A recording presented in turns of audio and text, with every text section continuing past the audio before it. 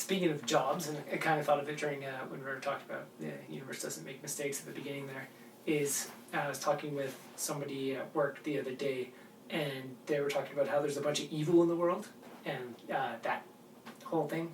But if you're to look at the universe doesn't make mistakes, and to look at evil, and it's like basically a foothold to leap off of to higher places. And I was working on there's a warlock, bard, druid, something in like a tabletop role playing game that we're customizing recently. That she's a forest fairy that operates in the field of belief.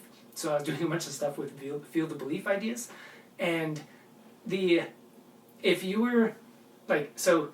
If the universe doesn't make mistakes, that means there are forces in the universe that would be something that we could call evil, which means that they have a place, and their place would be to make sure that things keep evolving and growing from that angle in that paradigm. Like all angles have to be covered, so that stuff has to exist, like the opposite paradigm and contrast and whatever you want to call it.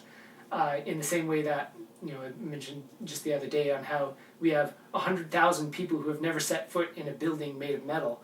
They just like live in the forest and tame anacondas and hunter-gatherers and stuff. And then we have that many satellites floating around Earth's orbit faster than somebody can, like if one flew by, you'd blink and miss it because it's going so fast, of like state-of-the-art technology floating around with like satellite signals. Like all extremes of things will always exist, and it all changes together in this like big swarm.